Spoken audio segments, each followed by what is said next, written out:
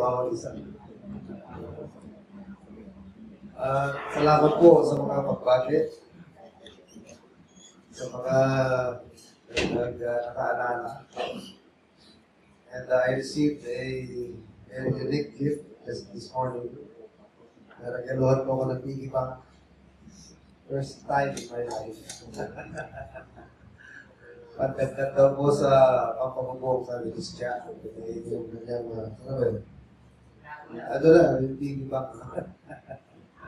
Pambili niya na sana yung Ferrari. Eh, wala pa. Actually, umabot na po ako ng 400 plus.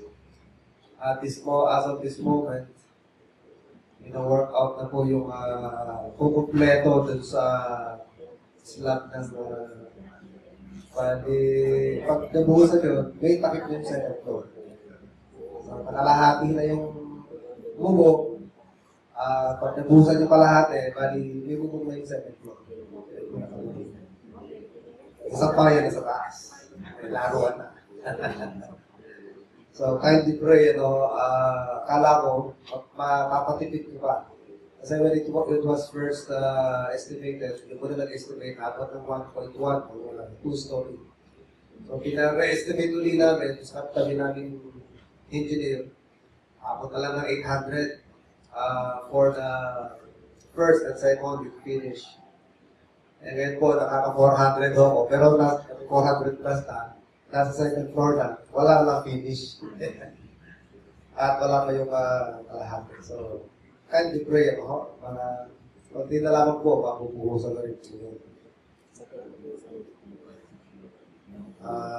Meron pong prayer request, si Sister Angelica, pray po natin. Hindi siya nakasimba ngayon dahil may problem din sa health. Sister Norma din, Norma. So, nahirapan po din nga si Sister Angelita. Pray po natin. Chest pain. Pray po natin, At yung mga anak ni Brother Fernandez, hindi na pag-pray natin, Sana lang mag-protect na kanyang mga anak.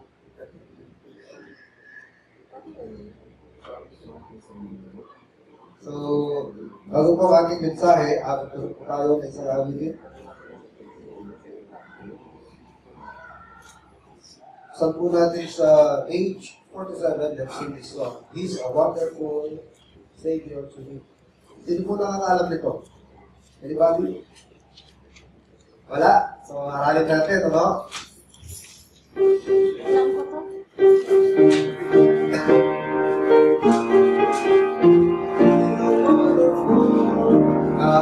Kakatayin muna para makonti ng konti yung tono.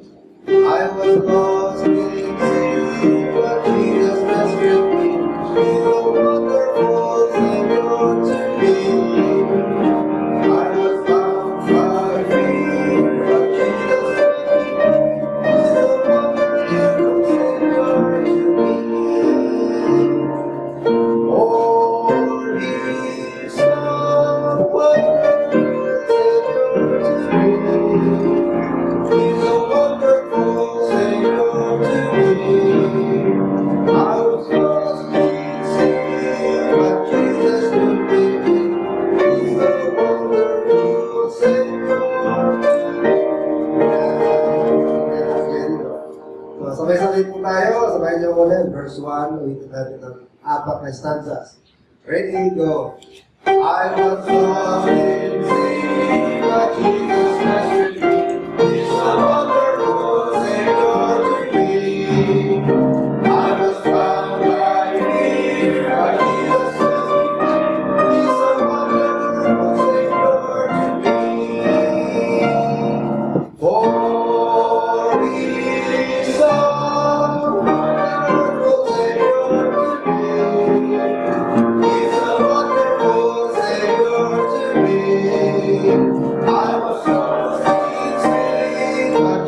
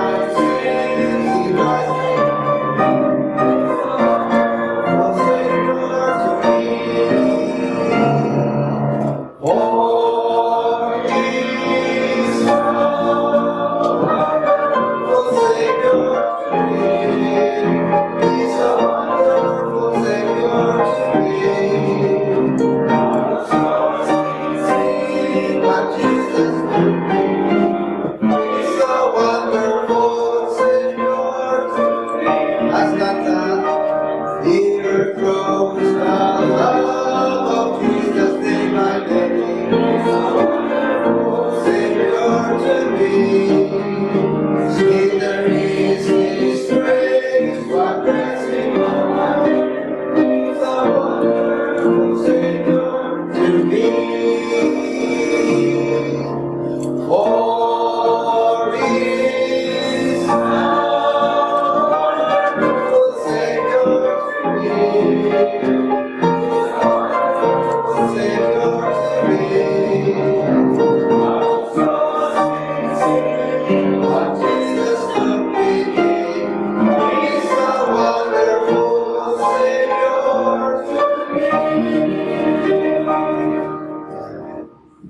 So, ulitin natin ito para masama din tayo sa kantang yan. At, meron mo akong bagong lesson this afternoon. Pero may natira pa kanina umaga eh. Bigay ko na rin kaya, no? At para makompleto natin. Ang isa pang bagay, dugtong natin ito sa lesson kanina umaga. That happens when one is born again, is that birth cancels out the past. Nalala ba yung mga pointers natin? Birth determines our nature. Nature determines our appetite. Nature, birth determines associations. Birth or nature determines our environment. Birth brings one from darkness to light. At sama po natin ito. Ano pang ilan ito? Anim. Birth cancels out the past. Pag na-born again tayo, lahat ng ating past. Cancel lahat. Anong tinutukoy doon na past? Our past sins. Wala na lahat yun. Diba? Dalawang tao na hindi na pwedeng habulin ng batas. Kung klaseng tao yan. Yung patay, na mahabol ng batas. At ang kamatayan, nabura na lang ng kamatayan yan. At yung baby, hindi rin pwede habulin ng batas. Dahil ang baby, wala namang past. Tama? Wala namang past ng baby. So, ganito po tayo, ano? Parang pinahiwatig lamang yan ng new birth na yan na tayo, bagong silang, wala tayong past. Sige, lahat ng ating mga nakaraang mga kasalanan, sabi sa Isaiah, sa book of Isaiah, 43 verse 25. Sabi nga natin dyan, At sa Hebrews 8:12, sabi doon, their sins will I remember no more. Isaiah 43:25. Oh, mali. Ito, no? 43 na ba? 44 pa mo binabasa. Thou hast not brought me. Ano ba? 43, 25. 43, Isaiah 43, 25. I, even I, am He that blotteth out thy transgressions for my own sake, and will not remember thy sins. Hindi po ang sinasabi sa Hebrews 8:12. Their sins will I remember no more. We will become righteous as Christ. Sa 1 Corinthians 6:11, and such were some of you, but now they're washed. They're sanctified. So, birth cancels out the past. When we are born again, at ang ating kasalanan, you need not to worry about those sins. Hindi naman natin dapat dyan inaalala pa. Next point, number 7, birth is complete and final. Wala namang nung pinanganak, hindi pa lumilitaw ang kamay. Wala namang pinanganak na bata, sanggol na yung paa, hindi pa develop, unti-unti na develop. Hindi progressive ang birth. Pag pinanganak, parating kompleto yun. Di ba? It is always complete and final. So, ganoon din po tayo, ating pagkapanganak, sa atin ng Panginoon, parating final na po yan. Hindi na po babaguhin ng Panginoon. Wala tayong kasalanan na pwedeng magawa na ma-undo o mababaliwala ang ating pagiging anak ng Diyos. Parang magulang yan. At yung anak, kahit anong kasalanan na nagagawa ng anak, at kahit na itatwa ng ama ang anak, o itatwa ng anak ang ama, it will never change the relationship, right? Hindi ko mababago yun. Kahit na pareho matatwaan sa isa't isa. Hindi yun mababago ang katotohanan, na sila ay mag-anak, ama. Ano din po sa atin, kahit anong kasalanan na magawa natin sa Panginoon, hindi na hulong mababago pa ang ating magiging anak ng Panginoon.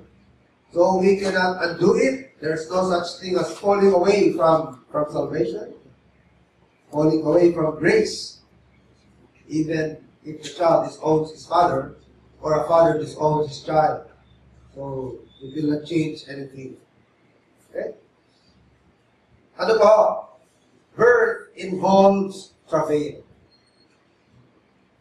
Ito yung pinanganak na habang sumisipol ang nanay. Mga anak, sumisipol pa. Nanay ko, nung nakasampu siyang anak Ako yung pang-sampu Ewan lang. Siguro wala na kahirap-hirap yun, Sabi niya lang sa mga drone na, okay na ba? Kamusta? Hindi ba lumalamig yung kape? Tapos na. Sampu kami lahat Parang sanay na sanay ng mga anak. Ang nanay ko, pagkasilang niya ng anak, maya-maya, naglalaban na. Naglalabagan ng lapit. Malalakas ka sa mga tanong araw. Ayun buwan na binila, may pakakamabina. Huwag ka muna magbabasa. Ang araw, parang kita. Ang kita ng araw, ganun Pagkapanganak, magagad sa ilog. Lalaban na. So, birth involves travail. Wala pong pinapanganak na galanghira. Tayo po'y naligtas dahil sa paghihirap ng Panginoon. Ano sabi ng Isaiah 53:11, He shall see of the travail of his soul.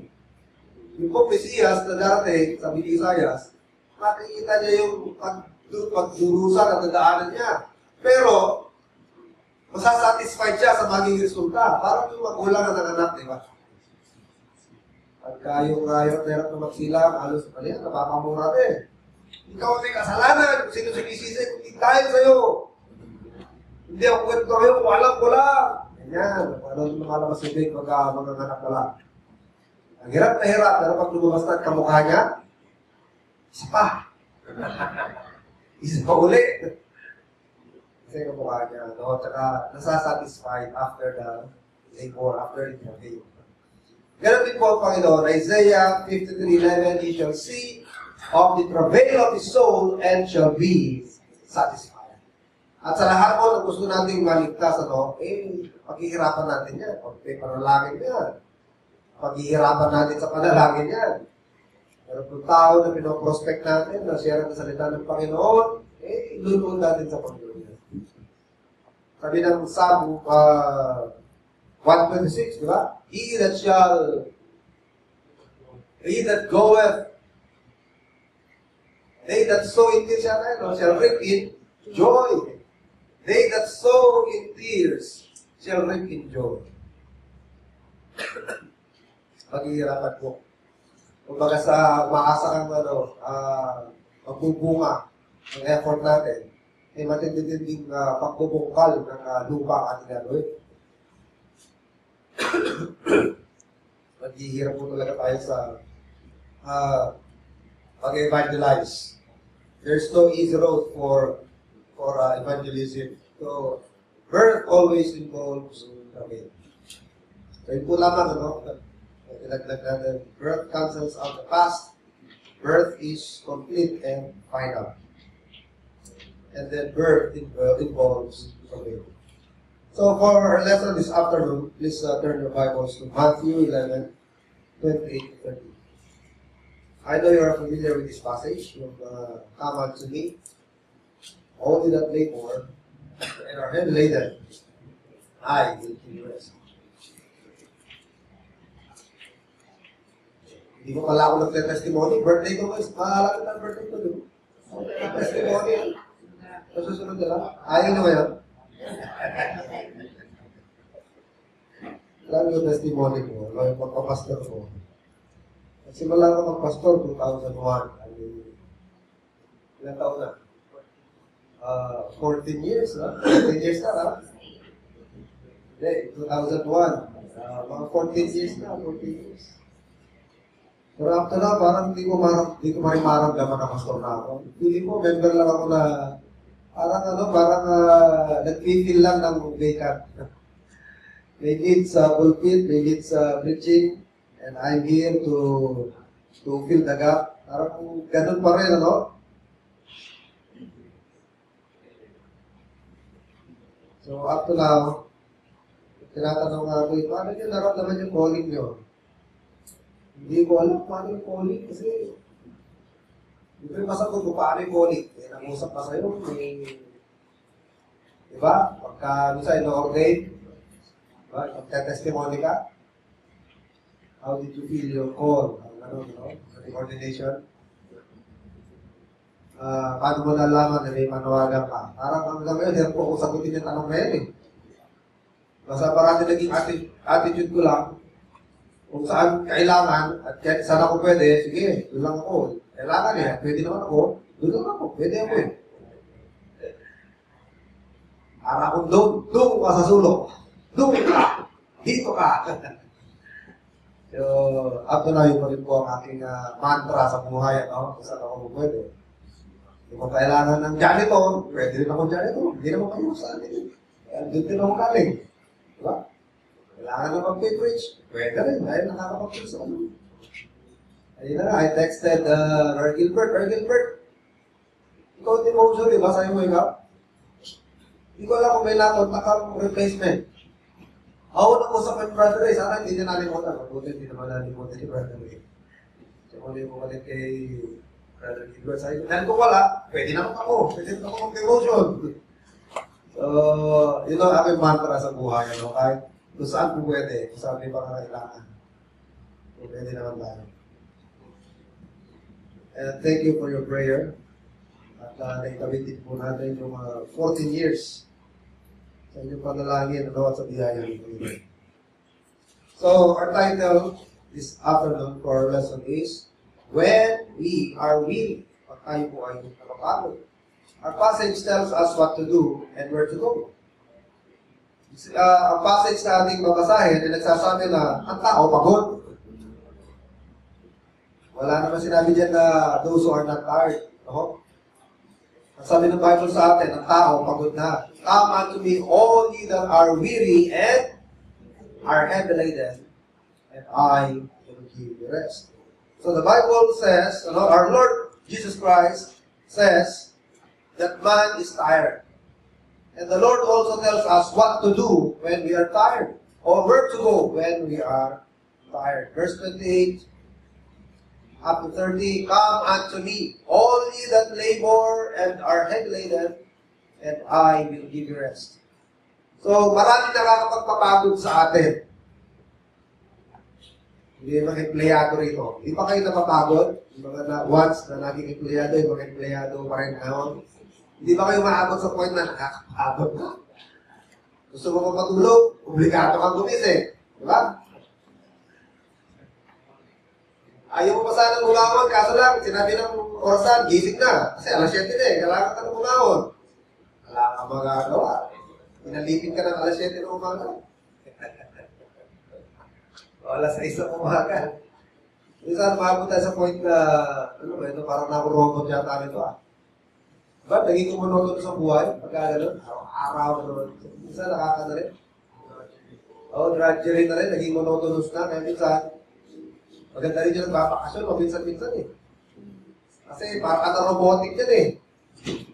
Parang alam mo na, memorize na, parang nakaprogram na lang yung katawan mo, no? Ginagawa mo na, parang ka na lang, naging routine na lang. Kasi nakakaborde, nakakapagod, no? Ano ba nakakapagod pa? Problems? Don't you feel tired of problems? Di ba? Nahupot pa problems sa buhay? Di naman, di ba? People is tiresome sometimes, nakakapagod din ng tao. Ilan ka lang yung nakakapagod tao, minsan nakakapagod din eh. 2 buwan pa lang kami nagsasaka din sa trabaho. Pero kung mga tao na talagang mahirap kasama, heartaches, difficulties, pain, sorrow, frustrations, rejection, what else? Poverty. Minsan kahirapan, nakakapagod din. Sinri ko nag-enjoy sa kahirapan. Magtuwa kayo ng kahirap eh. Buti na lang, naging mahirap ako. Ayoko nga maging mayaman. Pero pag ganun tao, wala ako, kapatid. Minsan nakakapagod din pong mahirap. Although meron pong counteracting benefit, meron din namang benefit na maging mahirap. Pero, wala akong virtue sa pagiging mahirap kung hindi kalooban ng Panginoon. Kung kalooban ng Panginoon para sa atin ng kahirapan, maganda yan. But in itself, alam niyo ba sa langit, kung pagdadalan sa atin ng Diyos, sa langit, hindi ko kahirapan doon. Kasaganaan ang ating pupuntahan doon. Kung hindi rin lang plano ng Panginoon yung kahirapan sa buhay natin. Kaya na ginawa niya kay Lazarus. Actually, yung pagiging pulubi ni Lazarus, that's for a purpose. Dahil magiging demonstration si Lazarus na mas mabuti pa ang maging pulubi na ligtas kaysa sa maging pinakamayaman ka sa mundo ito, that you gain the whole world and you lose your soul. Yan ang purpose sa buhay ni Lazarus. Yan ang purpose sa kanyang magiging pulubi. Pero kung wala akong layunin ng Panginoon dyan, maging mahirap, nakakapagod eh. Kung ano ba katapusan kong hirap na ito? Pero mo, lahat na ng klase ng luto sa kangkong, nakagawa mo na lahat, wala ka na may dagdag. Pritong kangkong, adobong kangkong, ilagang kangkong, inisting na kangkong, ano pa, ensaladang kangkong. Mabuti na lang, merong kamote, lambus ng kamote, adobong kamote, lambus ng kamote, inisting na kamote, kalusunod, kalunggay naman. Lahat ng mga nabupulot, nasa tabi-tabi, mabuti na lang, pinagpala ng Panginoon yung mga ganyan ng matitig vitamina, Kaya puro friendly ang Panginoon.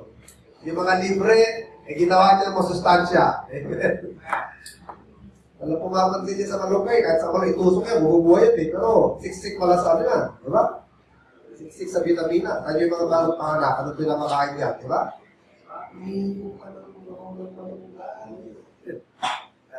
Totoo pa yun. So, maraming bagay at nakakapagod, pero ano ba tinutukoy dito na pagod ng Panginoon? Come unto me, all you that are tired and weary. Yan yung ba yung physical labor? Hindi mo lamang physical labor yan. Marami yung klase ho ng kapaguran. Kapaguran sa isip, kapaguran sa emosyon, at isigit sa lahat, kapaguran sa kasalanan. Alam nyo, yung paggawa ng mabuti, nakakapagod din mo ba? Sipin po ninyo, ang paggawa ba ng mabuti, nakakapagod din? Yung maraming humingi sa atin, tapos bigay tayo ng bigay, bigay tayo ng bigay. Hindi ka ba nakapagod, Lord, bigay ng bigay? Pag may lalapit, hindi ka rin makahindi. Dahil hindi ka pwedeng wala eh. Kailangan pag lumapit, meron dapat. Parang hindi sila papayag na wala dahil pagkakalam na, hindi ka nawawala. Para wala ka dapat ng tumangkin dahil hindi sila maniwalang wala ka. Ano? Hindi ba kayo napapagod? Nakakapagod din. Kaya naman kaya ako yung hihingi. Hindi ako na nahihingi. Marami pa naman sa hingi. Wala naman bali ka, no? Tama?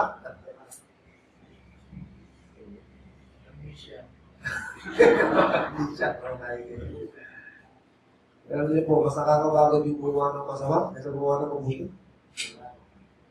Di ba? Kaya kung nakakapagod gumawa ng mabuti, pag-isipin nyo na lang, mas nakakapagod at gumawa ng masama.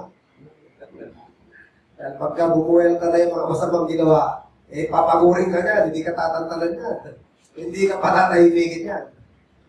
So our passage tells us what to do. Sabi ng Panginoon, come unto me. And it tells us where to go or whom to go. The Lord says we need to go to our Lord Jesus Christ. So yun po ang kasagutan sa ating kapaguran. When we are weary. So, problema, kung kaya na mapagod, hindi natin binabahagi sa Panginoon eh. Nag-invite na nga siya eh. Diba sabi niya sa 1 Peter 5:7? Ang sabi ng Panginoon, casting all your cares. Yung pong word na casting dyan, parang yun yung ginagawa ng mga wrestler na yung kalaban nila, binabalibag nila. Sinusuplex nila sa canvas. Ang problema, ayaw natin bigay sa Panginoon eh. Isa, binibigay mo na, binabawi mo eh. Ayaw mo talaga ang Panginoon. Nag-pray mo na, kayo na pong bahala. Kung matapos na sabihin na kayo na pong bahala, binibigay ko na po sa isinusuko ko na sa ito. Kayo na pong bahala. Babawi mo na naman. Hindi, baka hindi kayanin ng Panginoon ah. Hindi kaya ko ng Panginoon. Ako na lang kaya gagawa ng paraan. Alam niyo, matapos ating mag-pray, hayaan po natin ng Panginoon. Gawin mo lang yung kaya mo gawin. Sa abot ng makakaya natin, hindi ka gagawa ng masama. Abot lang ng makakaya mo. Pero kung ano magiging resulta niyan, nasa Panginoon ako yan. Kahit nasa iyo ang pinakamagaling na gamot, pinakamagaling na doktor, kung hindi naman na yun ang gusto ng Panginoon, wala akong mangyayari. So, matapos ipanalangin at magawa ang best, suko na sa Panginoon para naman po maging kaganapan. So, our problem sometimes is we don't give it to the Lord. He tells us in 1 Peter 5:7 to cast all your cares. Sometimes we get tired because we don't forgive. But we fail to realize that being unforgiving is more tiresome. Mas nakakapagod yung unforgiving tayo. Mas madali ang magpatawad kaysa sa hindi magpatawad. Sometimes it is hard for people to forgive. But they fail to realize that it is more difficult not to forgive than to forgive. Kung mahirap ang magpatawad, mas mahirap ang hindi. Dahil hindi ka mapapatawad, sabihin, alagaan mo yan. Diba? You'll keep a grudge. Kikim-kimin mo yung galit mo, talagang aalagaan mo. Pakisabi lang, kahit na hanggang magpantay na yung paa. Diba? Ganyan yung mga terminology, mga magulang natin mga araw, no? Mga niluno natin. Hanggang sa magpantay ng aking mga paa. Pero pa silang itaga nyo sa bato. Alam niyo kung sabihin, itaga sa bato? Kasi pag tumaga ka sa bato, hindi na matatanggal yung bakas niya. Ay, taga mo sa bato. Hindi na magbabago yun. Pero pag nakita na yung apo, ano yung apo ko rito? Pag lumayas ka sa bahay nito, siguro huwag ka na magbabalik. Bumalik ka na yung ako. Mukha ka lang ng lolo. Saan nyo naman ang pasyal dito? Karami ko nakikita yung ako. Yan, ano? Mahirap po mag-alaga ng mahirap magpatawad, mas mahirap po yung hindi magpapatawad. Sabi ng verse, Brother Jojo, pray for them that hate you. Ano? Ano ba yung brad? Those that despitefully use you and persecute you. Hinapon ko parang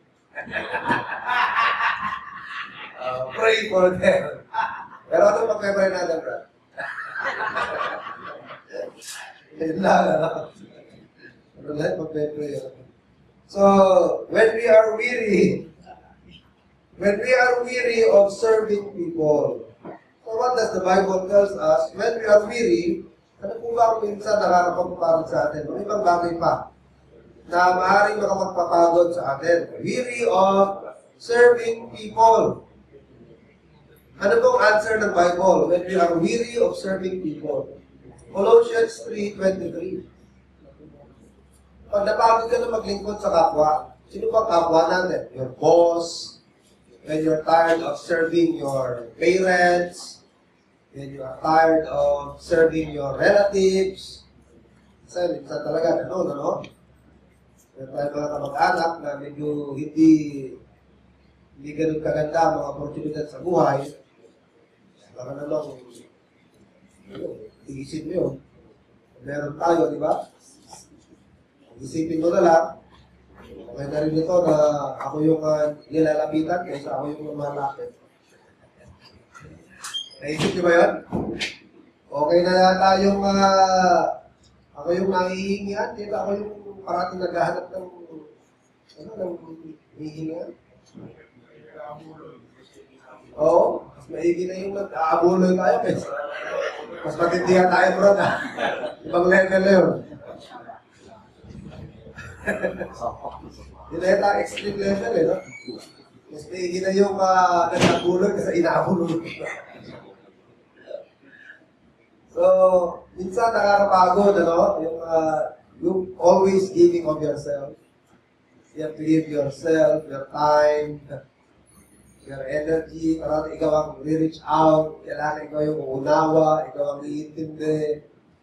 Alam niyo, parang hindi tayo mapagod, alalahanin natin yung sabi ng Panginoon sa Colossians 3. Colossians 3, 23 and 24. Colossians 3, 23 and 24.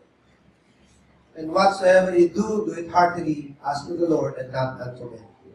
So when you're tired of your boss, na pati mura kasama sa bayad, most to be nagtatrabaho mo, pinabayaran ka pa sa trabaho mo, yung minsan pala yung mura niya kasama pala yung sa bayad, ano? Kasama sa bayad yun, mura. Insulto, kasama sa bayad. Dinagdagan ka pa ng extra pay, bonus, kasi kasama pa na yun. Kaya sabi ng Panginoon, parang di ka mapagod, sipin mo na lang na pinaglilimuran mo kami doon. Do it as unto the Lord, not unto men. Verse 24, knowing that of the Lord ye shall receive the reward of the inheritance, for ye serve the Lord Christ. Gawin mo na lang, ang lahat ay para sa ikalululahati ng Panginoon. Hindi yung, minsan, hindi rin maganda yung malupit tayo sa ating mga employees, ano? About sa atin. Yung hindi maganda yung ating pagtrato. Kamalita tayo minsan na binamasakir, di ba? Paano ba naman, kapakain panis? Sino ba natutuwa, no? Pagod ka sa trabaho, tapos kakain kayo, yung bibigyan papakain mo sa'yo, panis. Kahit sa aso, baka sa aso mo, hindi mo bibigyan yun eh. Kilala ko yung isang pastor na magpa-farlow, no? Papahinga siya sa Diyos. Bidilin niya sa worker yung kanyang aso. Sabi niya, ito ha, ito sa aso. Ito para sa inyo, ito yun. Ito yung pagkain ng aso, corned beef.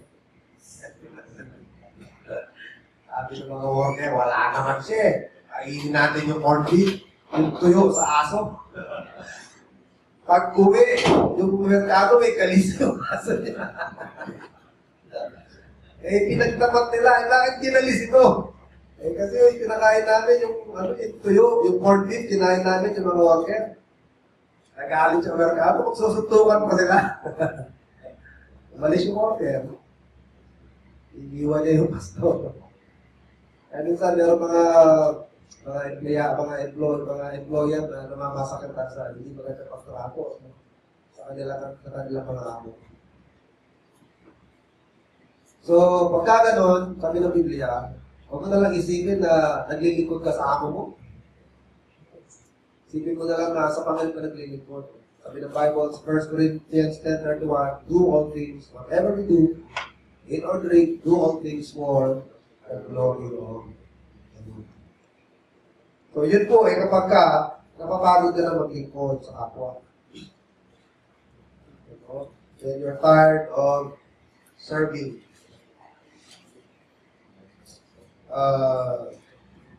serving people. Number 2, when you are tired of doing good. Ano sagot ng Bible? How about when you are tired of doing good? Galatians 6:9. Anong answer ng Bible sa atin? Galatians 6:9. And let us not be what? Let us not be weary in well-doing. Sabi nga, mas maganda yung ikaw na yung nag-aabuloy kasi wala na pasuyan. Ikaw mapagod na bigay ng bigay. Mas maganda yung lagay nung ikaw yung nagbibigay kasi ikaw yung parating nangangailangan ng bigyan dahil kaysa ikaw yung parating kailangan bigyan dahil parating nangangailangan. Tama? It is more blessed to give than to receive. Kaya magutan mo ba ako? Dahil mga kapatid, yung kung ginagawa natin mabuti, sigurado may reward yun. May reward. According to the Bible, God is not unrighteous to forget our what? Our labors. Kahit yung tulong na ibigay natin sa isang disipulo, kahit ibigay ka ng cup of cold water, hindi nakakalimutan na magpainom ka lang ng tubig. Lalo na kung may kape yun. Right? O kung may juice, kung may pineapple, mas matindi reward doon. Eh, tubig nga lang, malamig, may reward na eh. Lalo na kung mineral yun, no? Mineral water. At nilagyan mo pa ng tinapay. Mas matindi ho reward doon. At may palaman pa, sabi naman na rin. Anong klase palaman? Ham. Kahit ham lang. So, God is not unrighteous to forget our labors. So, let us not be weary in well-doing. Especially when you do it for your parents. Sabi ng Ephesians 6, 2 and 3. May promise yan, yung honoring parents. That your life may be long. Hindi lamang yun, that it may be well for you. Mapapabuti ka, sabi ng Panginoon. When you honor your parents, it will be well for you. Na anak, magiging mabuti lagay mo bilang anak. Pero tayo naman mga magulang, huwag naman muna natin sasadyain na maging talagang independent na natin ang sarili natin sa ating mga anak. Do you agree? Tapos kapag ayaw magbigay ng anak natin, uukatin natin. Hindi nyo ba naalala, ginawa ko sa inyo na halos? So gagawin po natin para hindi aabot sa ganyan.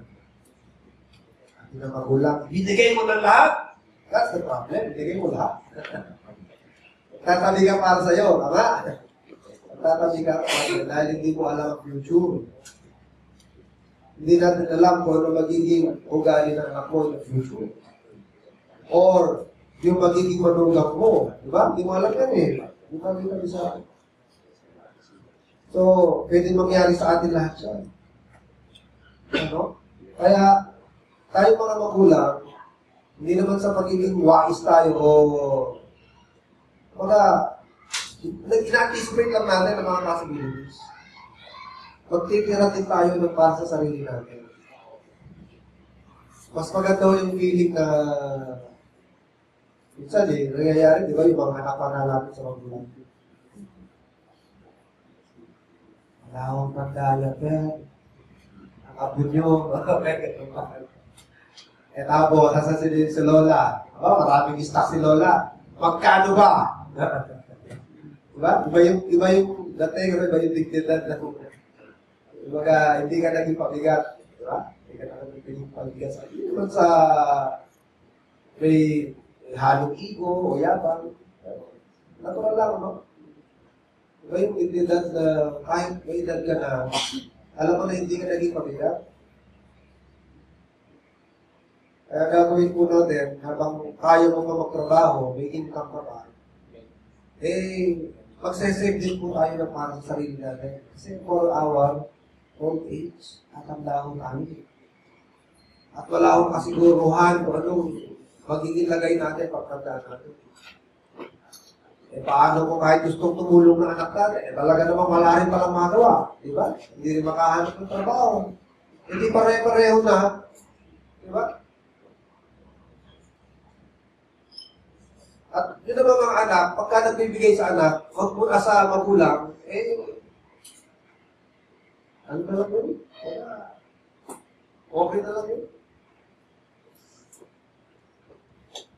Kumbaga, matagal na rin sila makatulong sa akin. Saka, may edad na rin, ano? Ilang panahon na lang silang makakasama. Diba? So, bakit hindi natin pabaunan ng magagandang memories? Diba?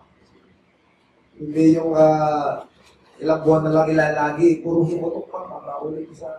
Puro himotok. Puro sama ng loob pa rin paalala, no? Naghihingalo din.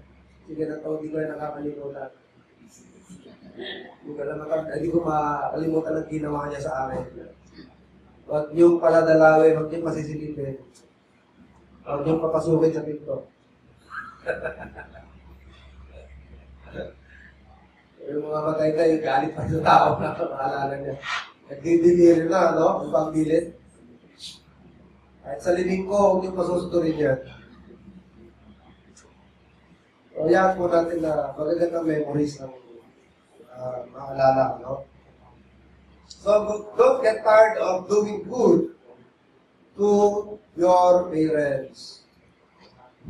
Because the reward will never be lost. Sabi ng Bible, that it may be well for thee, and that you may live a good life, and you may have long life. The first commandment, sabi ng Bible, that the first commandment will promise. Merong 10 commandments, di ba? Pero yan ang first commandment na may kahalong promise. The promise dyan is long life. Kahaba ng luha. Okay? Pangatlong bagay, when you are tired of life, kayo mo ba pagod na mabuhay? Hindi pa.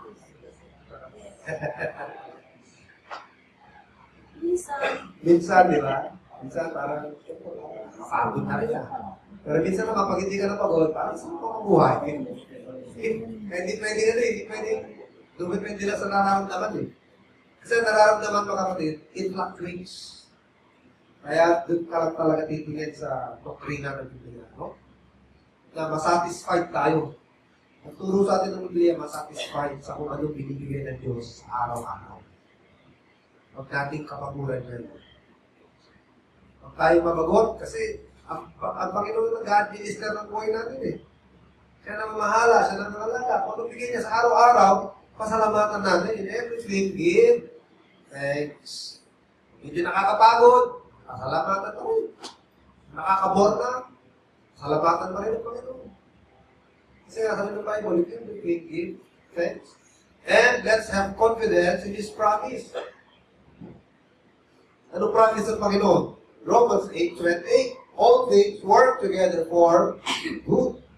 So what did the Lord promise when we are tired of life?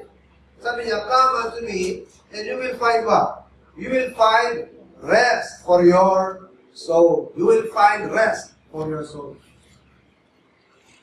Pero ang rest, mga kapatid, hindi mo matatagpuan sa inactivity. Hindi mo po, wala ka nang ginagawa. Meron kang rest. Kasi po ang tao, kahit walang ginagawa, maaaring pagod na pagod. Ano? Hindi na naman nangangulugan, ang dami mong ginagawa, hindi ka nakakapagpahinga. Alam niyo po, nung pinangako sa Israel, ang pagpasok sa lupang pangako, I will lead you into a land flowing with milk and honey, and then you will find your rest.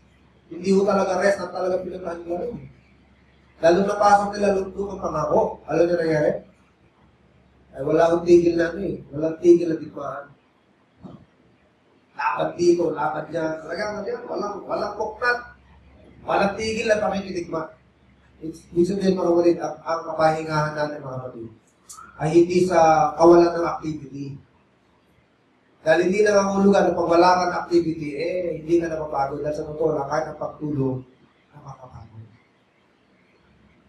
Kayo ba, hindi na napapagod pag natulog? Sino rin na nakakaranas ng pagod sa pagtulog? Di ba nakakapagod ng matulog?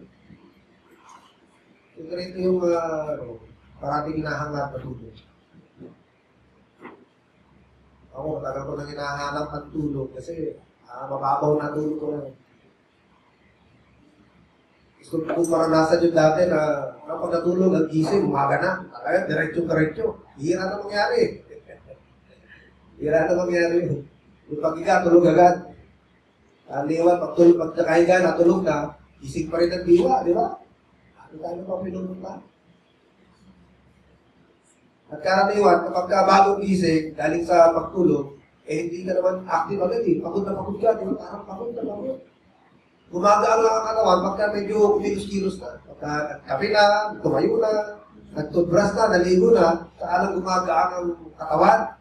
Pero bagong-bagong nagagaling-galing sa higaan, yun, parang pagod na pagod. Tama? Ang hirap yung babaan pa. Asa na ba siya? No? Halika nga, tulog mo ba? Natulog ka lang ako, wala kang ginawa. Parang ang pagod na pagod. Pakiunat nga, pakiunat. Yung balakang walay mo, ha? Baka. So, mga kapatid, when they reach the promised land, hindi sila nagpahinga dahil wala silang ginagawa. Ang kapahingaan nila, mga kapatid, ay habang sila nakikipagdigmangan. Ibig sabihin, ang ating buhay bilang Kristiyano, endless fight.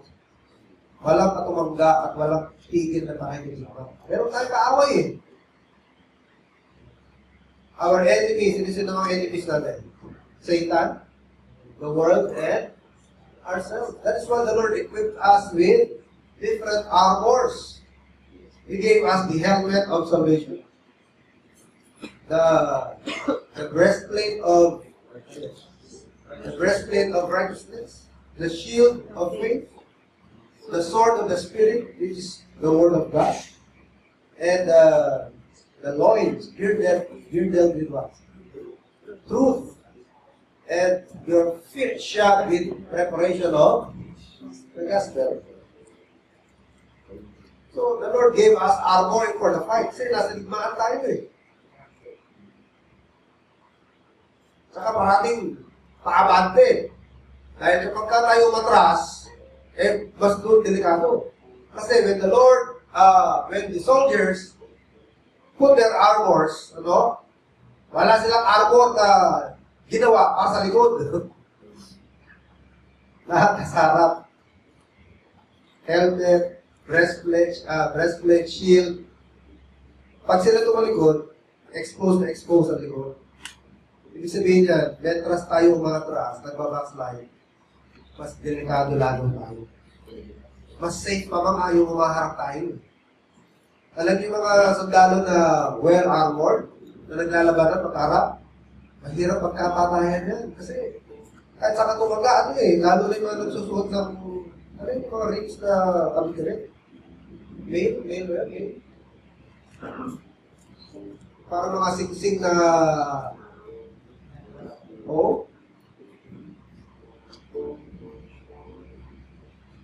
Hindi ko tawag ng mail na.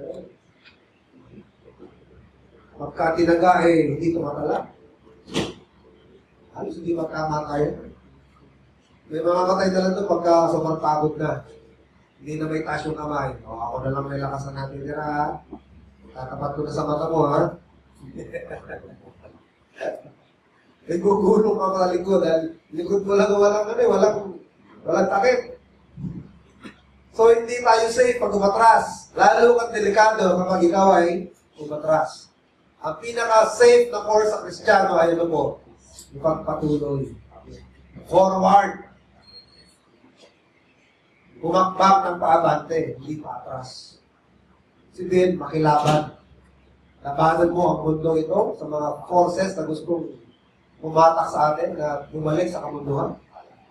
Labanan mo ang pwersa na nasa sarili mo, nasa katawan mo. Kasi ang katawan natin, may sariling pwersa ito eh. Ang gusto ng katawan natin minsan, iba sa gusto ng Panginoon.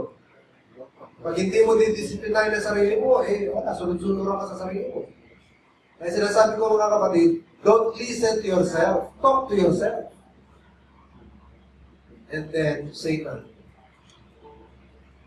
Kailangan mo natin labanan. So, we find rest for our souls not by retreating, but by fighting. Fighting the Christian life. So, when we are tired of life, the Lord promised rest. John 10:10, and I came that they might have life, and that they might have it more abundantly. So, happiness, paano po ang happiness? Happiness is not a matter of station in life. Hindi tayo happy dahil parangya tayo. Dahil sa totoo lang, marami pong malulungkot na nasa prosperity. Hindi ko mo nasa poverty tayo, hindi ka na pwede maging happy. Dahil maraming mahihirap, they are happy. At marami naman mga tao na sa gitna ng karamihan, pero nagpapakamatay dahil sa lungkot ng kanilang buhay. Aralin po ninyo sa statistics kung alin ang mas mataas ang percentage ng suicide.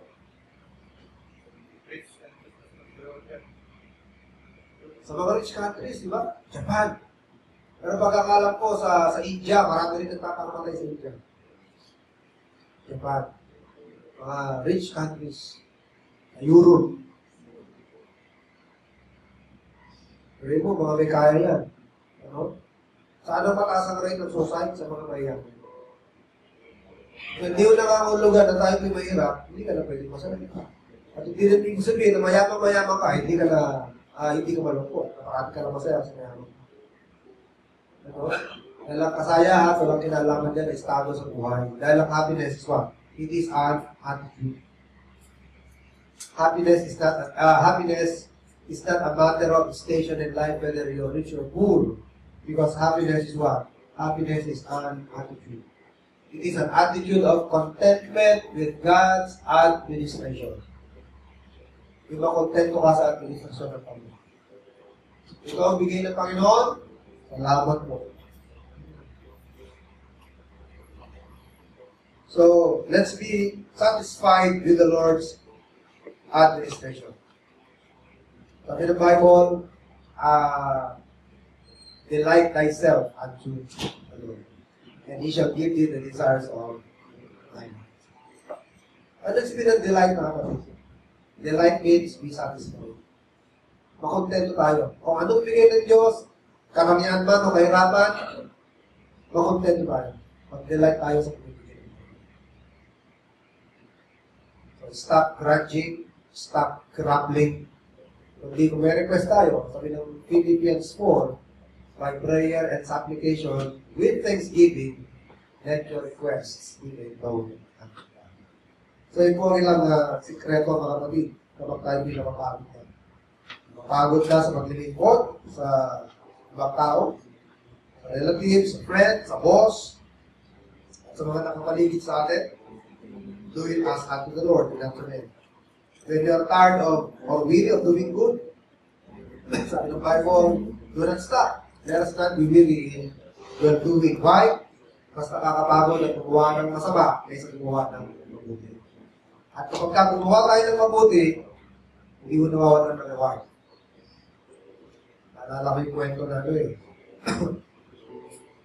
Nagbukay ng mina sa kanyang panguran. Kasi, parang sa lugar na yun, may mga mina, no? Ng oil. Bumili sa ng lupa. Inukay niya ng inukay. Ang lalim-lalim na nahukay niya, wala pa rin ang oil. Sabi niya, hindi totoo. Sinungalingan, nagpagod lang ako. Binenta niya. Eh, yun nakabili. Sabi, hukay na rito. Ituloy ko kaya, sabi niya. Yung pala, 3 feet na lang. 3 feet na lang, andun na yung oil. O di siya yun yumaman. Bakit wala ka kayamanan doon sa tao isa? Napagod? Napagod siya. 3 feet na lang, nandun na yung oil.